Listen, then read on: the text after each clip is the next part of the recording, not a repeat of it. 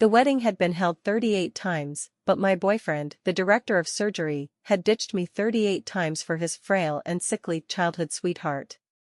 The first time, his childhood sweetheart cut her finger, and he abandoned the hall full of guests to deliver a band-aid, turning me into the laughingstock of the entire city.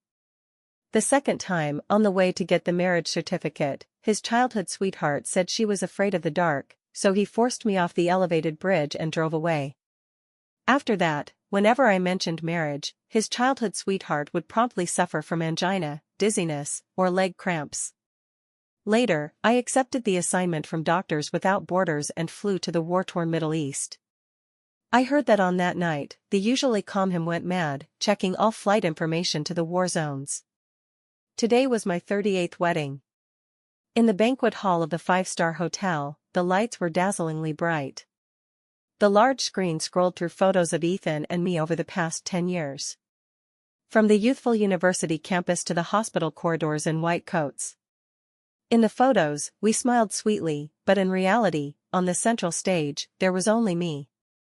I wore that custom-made mermaid wedding dress, its hem heavy as if filled with lead.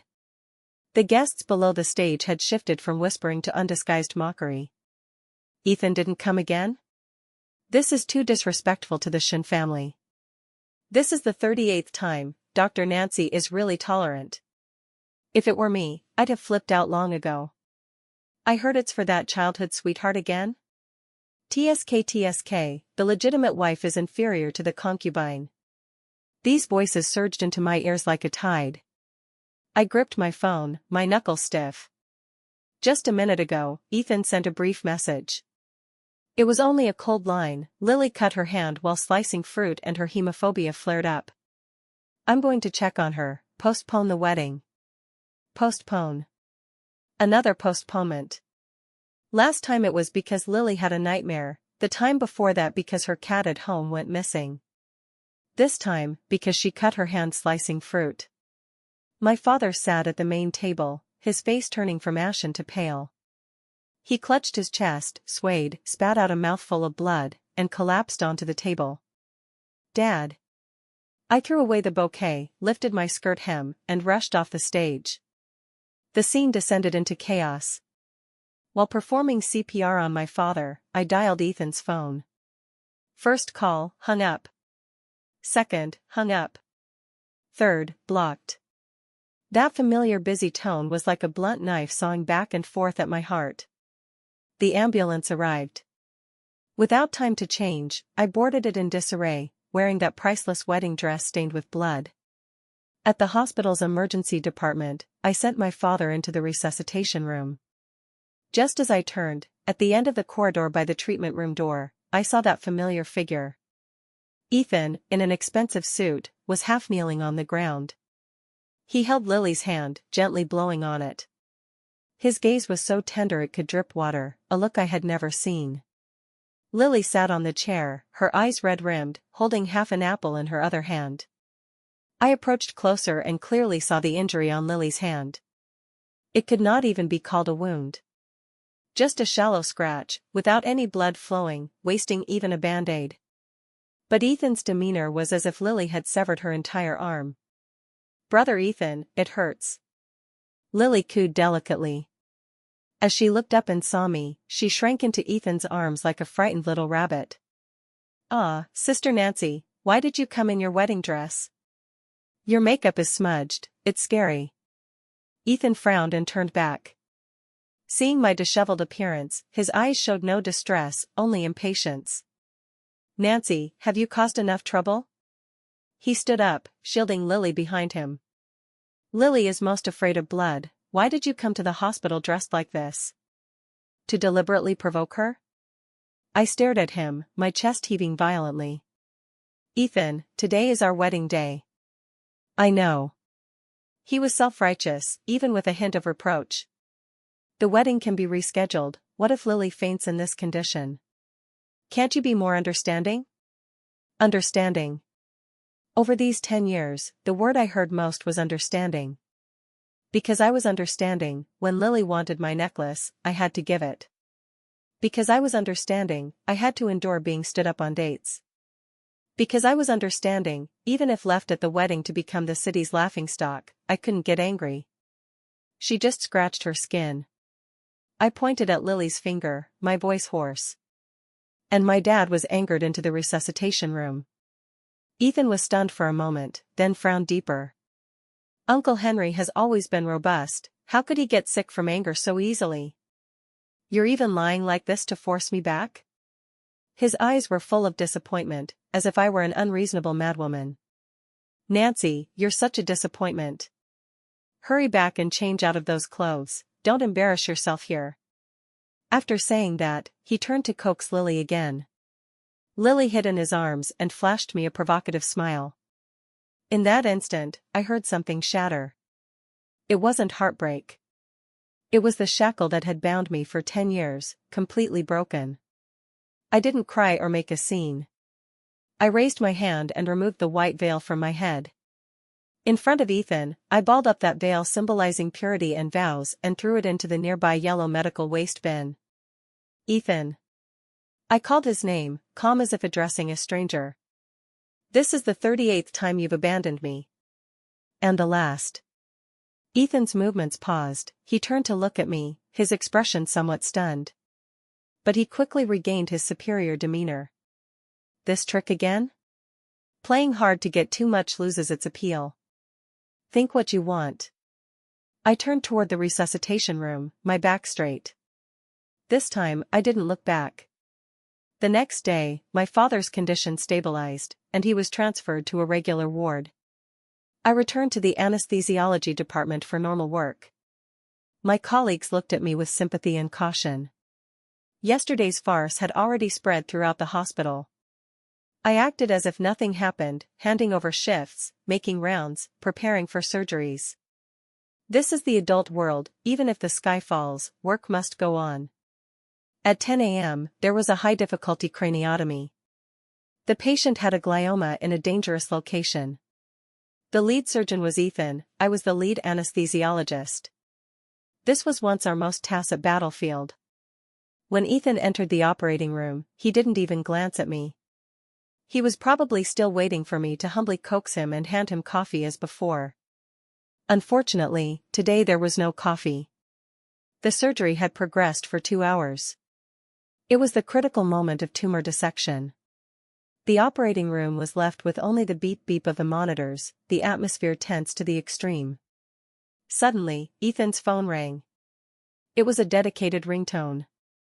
Ethan's brow twitched. Answer it. The nurse hesitated. Director Ethan, we're in surgery. I said answer it. The nurse had to connect, put it on speaker, and hold it to Ethan's ear. From the other end came Lily's tearful voice. Brother Ethan, my chest hurts so much, am I dying? Ethan's hand shook. The scalpel deviated by 0.5 millimeter, nearly touching a blood vessel. Lily, don't be afraid, what's wrong? I don't know, it just hurts, I can't breathe, where are you? I'm so scared. Ethan took a deep breath and suddenly stopped his actions. He turned to me. Nancy, get out. I was stunned, thinking I misheard. What did you say? I said get out. Ethan's voice rose an octave, even through the mask, his agitation was palpable. Lily is at the hospital entrance, go pick her up and take her for a checkup, now. I glanced at the monitor. The patient's blood pressure was fluctuating, intracranial pressure unstable. Changing anesthesiologists now posed great risk. Ethan, are you insane? I lowered my voice, tone stern. The patient's vital signs are unstable, I'm the lead anesthesiologist. Leaving my post now is tantamount to murder. I'm the lead surgeon, I decide. Ethan threw the scalpel into the tray with a crisp sound. There's an intern anesthesiologist here, let him take over. If something happens to Lily, that's 2 lives. Nancy, don't use this for personal revenge. I know you're jealous of Lily, but you can't joke with her life. The entire operating room fell into dead silence. The first assistant, second assistant, instrument nurse, all were looking at me. Ethan's gaze stabbed like a knife. In that moment, I felt not like a comrade fighting side by side, but a slave he could command at will. My professional dignity was trampled under his feet, crushed to dust. I'm not going. I stared into his eyes, enunciating each word. My duty is here, unless I die, I won't leave this operating table. Ethan laughed in anger. Fine, very good. He yanked off his sterile gloves and pointed at the door. If you won't go, then I'll replace you. He directly called the anesthesiology director and forcibly demanded my replacement. The director, seeing Ethan's ferocious expression, to avoid delaying the surgery, had to replace me. I was driven out of the operating room. Standing outside the heavy automatic door, I listened to the instruments resuming inside. My body felt cold all over. 10 minutes later, Lily arrived. She wore a pink dress, her complexion rosy, steps light. Seeing me at the door, she paused, then clutched her chest, feigning weakness. Sister Nancy, where's brother Ethan? I feel so bad. I looked at her coldly. He's inside saving lives, you're outside taking them. Lily smiled. That victorious, malicious smile. She leaned to my ear and whispered, Sister Nancy, what's the use of good medical skills? A good fate is what truly matters. See, with one word from me, he can ignore even a patient's life or death. I raised my hand. Lily instinctively retreated. But I didn't strike. Too dirty. After the surgery, Ethan came out. Seeing me still at the door, he thought I regretted it and was waiting for him. He removed his mask, his tone slightly softened. All right, stop looking so dead. As long as Lily's fine, next time don't be so reckless. He thought that with a step down, I'd wag my tail like a dog and follow again. Looking at him, I suddenly felt this person so unfamiliar. Unfamiliar to the point of nausea. I removed the badge clip from my white coat pocket. It was a gift from him the year I got into medical school, engraved with Nancy. I raised my hand and hurled the badge at him. The metal hit his chest with a dull thud, then fell to the ground, bouncing a few times. Ethan was stunned. Ethan. I looked at him, my gaze devoid of warmth. You're unworthy of holding a scalpel. Nor worthy of my love. With that, I turned and walked away. Behind me came Ethan's furious roar, Nancy. If you leave, don't come back. I didn't turn back. Because I knew, this time, I truly wouldn't return. Back at the apartment where we cohabited for 5 years, I began packing. No heart-wrenching cries, my actions were mechanical and swift. Opening the wardrobe, only a few simple clothes were mine. Most space held his bespoke suits and Lily's spare clothes stored here. I took out a huge black garbage bag and stuffed all the clothes I didn't wear, plus everything accumulated over 10 years, into it. The love letter he wrote in sophomore year, the paper yellowed. The ticket stub from our first movie date, writing blurred. The cheap doll he casually gave me, long unraveled. I picked them up one by one, took a last look, then unhesitatingly threw them into the garbage bag, like clearing a rotting corpse. After packing, the room was empty. Living here for 5 years, my traces were so few. Midnight. The door lock clicked. Ethan returned. He carried a strong perfume scent, Lily's favorite manslaying fragrance. Seeing the living room overly tidy, he paused, brow slightly furrowed. Still cleaning the house so late? Aren't you tired? He probably thought I was doing a major clean. He came over, casually handing me an exquisite gift box. Lily said you were wrong today, she specially picked a gift to apologize. Stop being temperamental, okay? His tone carried a condescending indulgence. I took the box and opened it. Inside was a silk scarf. Hermes, with vibrant patterns. But I recognized it at once. It was the one Lily posted in her moments last week. Moreover, one corner of the scarf had a dark red lipstick mark. She had worn it. Not even washed, just given to me like alms to a beggar. The humiliation slapped my face like a slap. But I didn't get angry. I even smiled. Fine, I won't make a fuss. I accepted the scarf and casually placed it on the coffee table. Ethan sighed in relief. He thought the matter settled, loosening his tie as usual and tossing his jacket to me. I'm going to shower, I'm exhausted. Oh, tomorrow morning I want hand-ground coffee. He turned into the bathroom. Water sounds started. I looked at the blurry shadow on the bathroom door. My mind flashed to the last time on the way to get the certificate, when he forced me off the bridge for Lily. That day it rained heavily. I walked on the elevated for 3 hours, lost my high heels, feet blistered with blood. While he accompanied Lily eating Japanese food. Enough. Truly enough.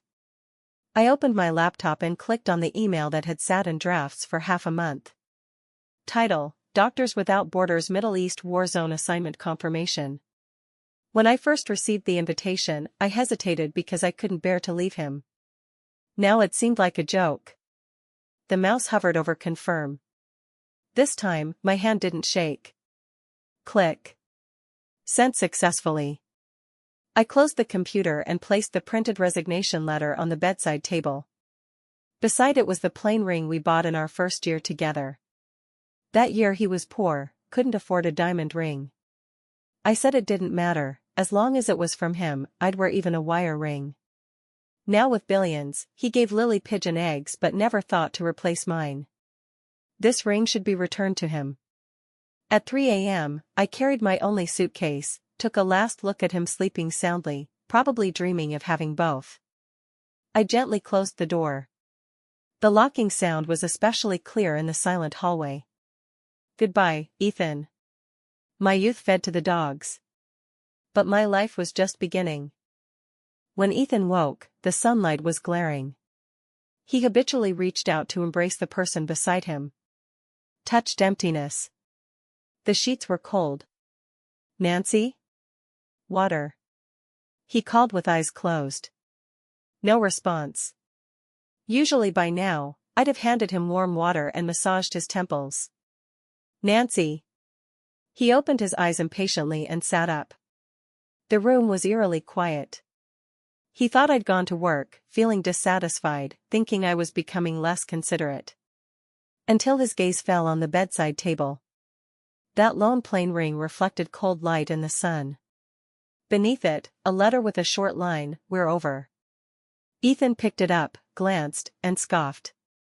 This trick again. He tore the letter to shreds and threw it in the trash. See how long you can hide this time. In his view, I couldn't leave him, like a fish can't leave water. He leisurely washed and dressed. Opening the wardrobe, the odd feeling surged. My half was empty, not even a hanger left. His heart skipped, but he suppressed it quickly. Childish. He cursed and drove to the hospital. At the department, he noticed strange looks, mockery, disdain, schadenfreude. He went to anesthesiology to confront me. But my workstation was spotless. My nameplate removed, tossed in a corner box. A new male doctor sat there. "Where's Nancy?" Ethan asked darkly. The doctor adjusted his glasses. "Dr. Nancy resigned this morning." Resigned? Who approved? The dean. Ethan rushed into the dean's office. The dean was sipping tea, sighed upon seeing him. "Nancy was a promising talent, pity, you drove her away." The dean slapped the formal resignation file on the table. "Director Ethan, take care of yourself. Losing such talent is the hospital's loss." Ethan picked up the file. It bore a bright red official seal. Not a joke. She really left. His hand holding the file began to tremble slightly. He finally panicked. He pulled out his phone, frantically dialing mine. "Sorry, the number you dialed is not in service." Not in service? How? I'd used that number for 10 years, never daring to turn it off for his calls. Now cancelled? He rushed out of the hospital, drove to my home. Knocking, no answer. He called a locksmith, forced entry. The house was covered in dust cloths, furniture there, but human presence gone. He ran to my best friend's homes, usual cafes. All replies the same, don't know. Stop looking. You deserve this? Panic grew like weeds in his heart. Back at the apartment, he buzzed like a headless fly. Finally, in the downstairs trash bin, he saw the Hermes gift box. The scarf he gave last night, cut to shreds. Beside it, a large bag of trash. All his things. Those tokens of our 10-year memories mixed with rotten leaves, emitting sour stench. Ethan slumped on the ground, clutching a shredded photo. It was our only joint picture. At that moment, Lily called. Brother Ethan, I want that hard-to-cue cake, go buy it for me. Ethan gripped the phone, fingers white. For the first time, he felt physiological disgust at this coquettish voice. Scram. He roared into the phone. Don't bother me. Ethan mobilized all the Gu family's connections to investigate. For 3 full days, he shut himself at home, unshaven, like a ghost. Finally, the assistant sent an exit list. Nancy. Destination, Damascus. Syria. Seeing those words, Ethan's wine glass dropped. Smash, red wine spilled like blood. Is she crazy? Ethan muttered, voice trembling. She can't even watch fish being killed, going there? To die? He slumped in the chair, unable to believe. That gentle, obedient little woman who only followed him had the guts to go to the most dangerous war zone. At that moment, the living room TV interrupted with international news. A Middle East field hospital suffered an airstrike, heavy casualties. The footage shook violently, all ruins and smoke. In the corner of the lens flashed a familiar back. In camouflage protective gear, face bloodied, desperately digging a concrete slab in the ruins to rescue the injured below. That was me. Even just a profile, even caked in dust, Ethan recognized it instantly. My gaze was resolute, calm, with a ruthless determination toward death. No longer the humility and gentleness when looking at him. Nancy. Ethan lunged at the TV, fingers trembling as he touched the screen. Just 3 seconds of footage. With red-rimmed eyes, he watched it over and over. He madly booked tickets. Direct or connecting, as long as to that place, any cost. But all flights showed, banned due to war. He was stranded at the airport, like a homeless vagrant, sitting in the waiting hall all night. Lily chased to the airport. Dressed glamorously, she tried to pull Ethan back. Brother Ethan, don't be like this, she's just trying to scare you. Lily pouted, full of disdain. That place is so harsh, how can a pampered miss like her endure? In 2 days, she'll cry to come back. Then just buy her a bag, and she'll obediently. Slap. A resounding slap interrupted Lily's chatter. Ethan flung her away with such force she fell to the ground. Lily clutched her face, incredulous. You hit me? Ethan loomed over her, eyes bloodshot. This is what you call unable to endure hardship? He pointed at the scrolling news on the big screen. She's risking her life. Saving people in a hail of bullets. And you? Call an ambulance for a cut hand, ICU for a cold. She's gambling her life for tomorrow, what are you doing? Putting on a show. In this moment, memories flooded back. He recalled countless times Lily faked illness, and I silently endured grievances to cooperate with him. Recalled me waiting outside the OR to deliver food until stomach pain. Recalled me staying up all night organizing his paper data for his career. Each frame of memory was like a slap, harshly on his face, waking him. Immense regret engulfed his heart like a tsunami. Throat sweet, Ethan bent over and vomited blood. Ethan was forcibly suspended by the hospital. Because his hands shook on the operating table, nearly causing a disaster. The once genius surgical master now couldn't steady a table knife. He began drinking all day. The house piled with empty bottles.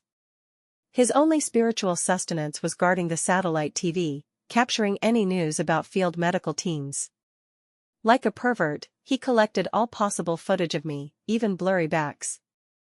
Finally, through inquiries, he got a satellite phone number for the field hospital. Trembling, he dialed. Static.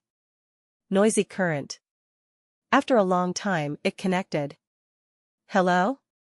Who is it? This is MSF Camp 3.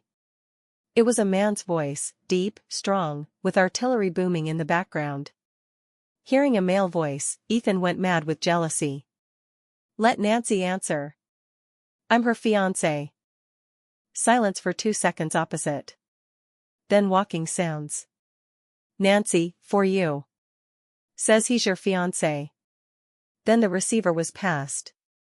My voice came through, calm, even cold. Who is it? Hearing this, Ethan burst into tears. Nancy, it's me, Ethan. I know I was wrong, really wrong. Come back, okay? I won't contact Lily anymore, we'll get the certificate immediately, whatever you want I'll give. I beg you, Nancy, it's too dangerous there, come back. He rambled incoherently, humble to the dust. On the other end, I chuckled lightly. Dr. Ethan, is your memory poor? I have no fiancé, only a deceased husband. Moreover, I'm very busy now. A distant explosion sounded like something blew up. My tone unchanged, just faster. Ethan, stop acting affectionate. The injured here have lost limbs, worth saving 10,000 times more than Lily's finger. Also, don't call again, tying the line delays rescue. Beep, the call ended. Merciless. Ethan held the receiver, listening to the busy tone, crying like an abandoned child. Lily hadn't given up. She saw Ethan truly abandoning her. So she pulled her last trump card. A cancer diagnosis. Brother Ethan. I have stomach cancer, advanced. She cried pitifully, handing the diagnosis to Ethan. I don't have much time, accompany me, okay? If before, Ethan would have panicked. But now, he found it laughable.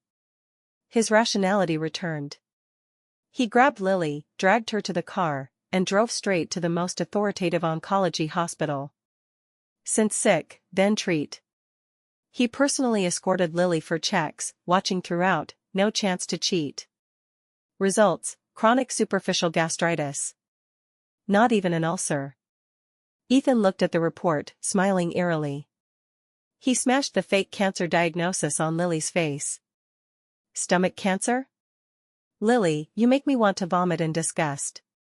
For the first time, he saw this woman's true face, hypocritical, selfish, greedy. And he, for such trash, lost his most precious treasure. Half a year later, the war zone situation eased slightly. Ethan sold his sports cars and 2 villas, raised a large sum, donated urgently needed medical supplies and drugs, in exchange for a visit with the supply team. He endured hardships, rode trucks for 3 days and nights, crossed blockades, finally reaching the sandstorm camp. Alighting, his branded suit was dusty, disheveled. But no time to tidy.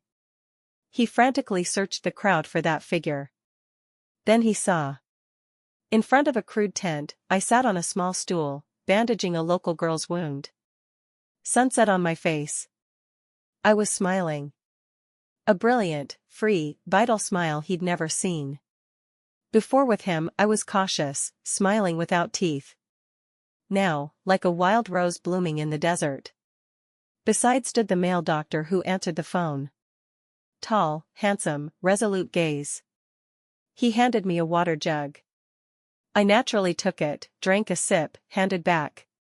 He drank from the spout. That tacit intimacy stung Ethan's eyes. Nancy! He shouted and rushed over. Hearing, I turned. Smile instantly retracted to indifference and wariness. He tried to grab my hand. I instinctively dodged back behind the male doctor. He immediately shielded me, coldly eyeing Ethan. What are you doing here? My tone flat, as if asking a passerby. Ethan saw my dodge, heart like knives. Trembling, he pulled a velvet box from his pocket. Opened. A huge pink diamond ring. On the littered sand, he knelt on one knee. Nancy, come home with me. I'll give you my life, everything. Give me another chance, okay? Surrounding refugees and doctors gathered, pointing. This scene, if in China, might move many. But here, on this land of death and smoke, it seemed ridiculous, out of place. I stepped out from behind the male doctor. Looked at the sparkling diamond ring. Once my dream, now, just ironic. I reached for the ring. Hope lit in Ethan's eyes. Next second, I raised my hand and threw hard. The priceless ring arced through the air. Plop.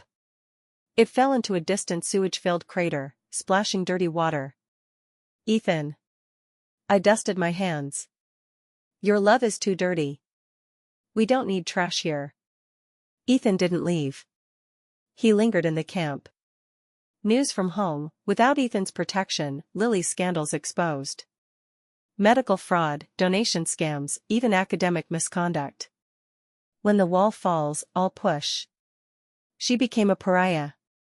Retribution came fast. She really got sick. Acute appendicitis. Normally a simple surgery. But her credit bankrupt, plus prior sympathy-seeking disturbances in hospitals. ER dreaded her name, delayed procedure slightly. Plus no money for fees. Finally perforated, causing peritonitis. She called Ethan for help. He looked at the familiar name on the phone, expressionless, hung up. Blocked. Once he'd abandon everything for her sneeze. Now, even if she died roadside, he wouldn't glance. However, this didn't ease him. Because he found, before me and that male doctor, he was the outsider. The doctor was Ryan, the leader here, my soulmate. They discussed cases, rescued injured, smoked under stars. That soul connection Ethan couldn't buy with money. Until that day. Camp sudden attack. Stray bullets hit medical tent. In chaos, a beam collapsed. Ethan beside me, instinctively lunged to protect. Nancy, careful. However, I didn't look at him. First thing, I lunged to Ryan beside, shielding his head with my body. Bang. Ethan hit by falling debris on arm. Blood flowed.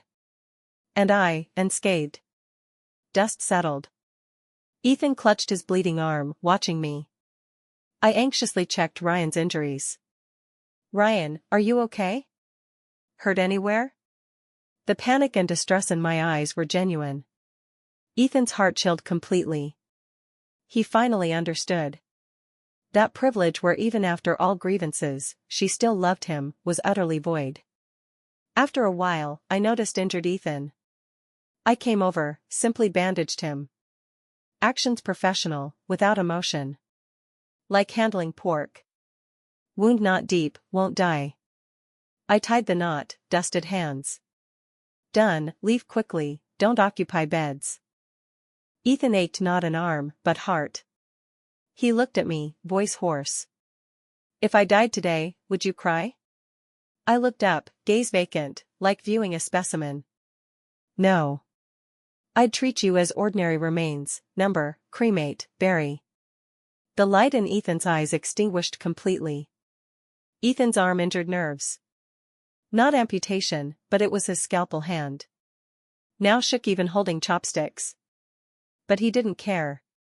He lingered in camp recovering, like a masochist, watching Ryan and me display affection.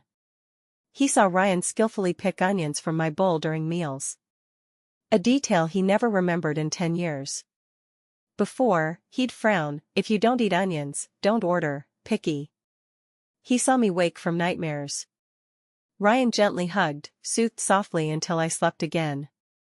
Before, he'd turn over, complain I was noisy. Ethan tried to insert himself. He bought scarce fruit cans at high price to give me. In front of him, I distributed to refugee kids.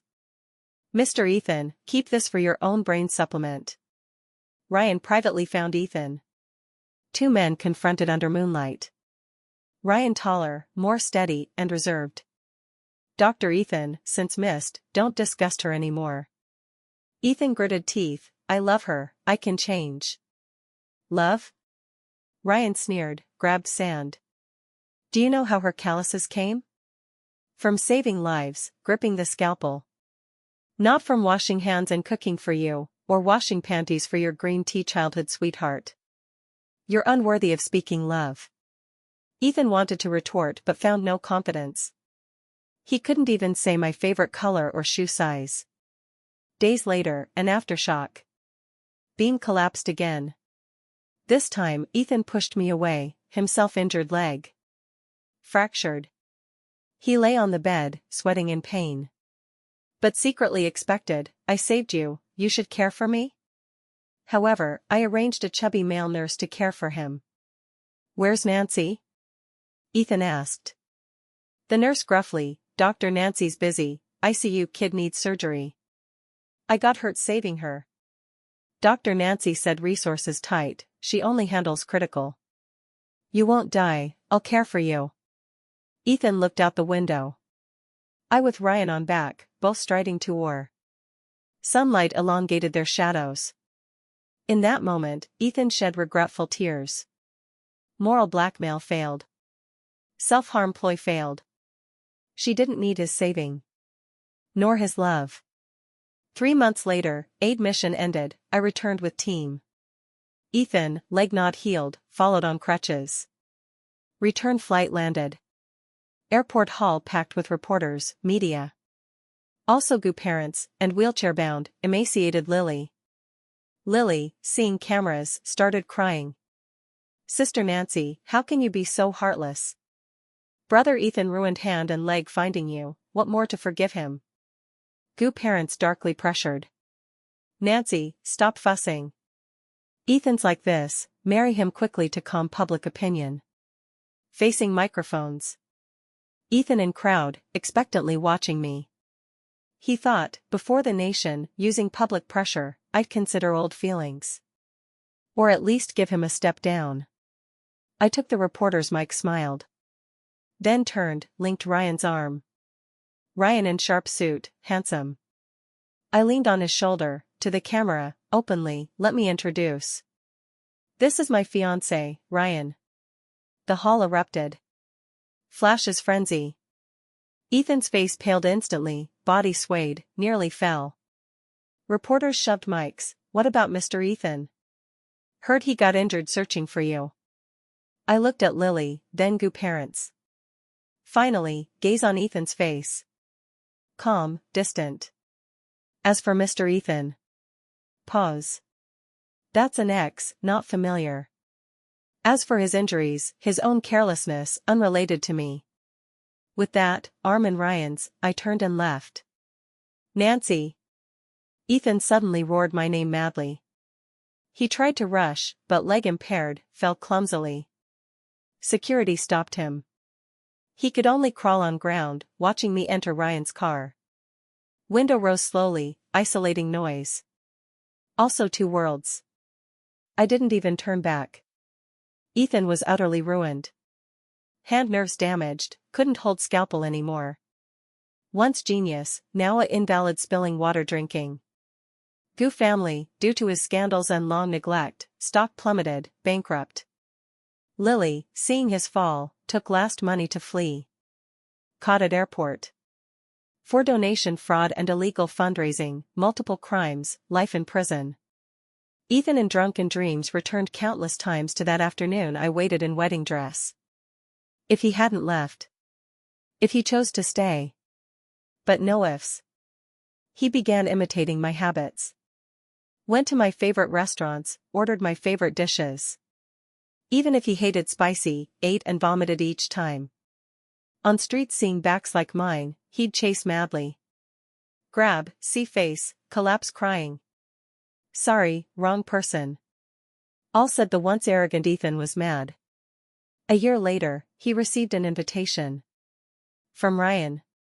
Killing with kindness. Wedding day, Ethan hid in hotel corner. Watching me in white dress, arm in father's, walked to Ryan. I smiled so happily, eyes brighter than diamonds. Ryan's eyes full of me, carefully lifting my veil. Ethan fantasized he was the groom. But reality slapped him hard. When the pastor asked if Ryan would take me, Ethan in corner whispered, "I do." Tears streaming. He wanted to rush and snatch the bride, but found no strength to stand. Old injury flared, leg-piercing pain. Like a gutter rat, avoiding light. Could only watch his son illuminate another. He turned to leave, back hunched like a 70 to 80-year-old. 5 years later, I became an industry authority, built top domestic trauma center with Ryan. We had a cute daughter, family happy. At a medical summit, I stepped from luxury car amid attention. In fitting professional attire, confident, composed. At venue entrance, a lame cleaner swept. In dirty uniform, hat shading most face. But I recognized the figure at once. It was Ethan. After family bankruptcy, for survival, he did bottom-tier work. Eyes met. He panicked, lowered head, tried hat brim to hide face. Even turned body, not wanting me see his misery. In that moment, my heart unmoved. No hate, no glee. Like seeing a roadside dead tree. I didn't stop, continued chatting with experts beside. Passing him, I heard low murmur, "Nancy, sorry." Voice so small, almost inaudible, dispersed by wind instantly. I didn't respond. Not even a faltered step.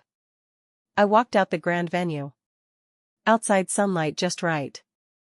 Ryan held daughter's hand, waiting by fountain. "Mommy." Daughter leaped into my arms. Ryan smiled, wiped my forehead sweat. Recalling that absurd engagement banquet years ago. Seemed like last life. Not far, Ethan leaned on broom, watching my back vanish in light. He picked a dead leaf from ground. I didn't turn back. And he, forever stayed in that cold winter.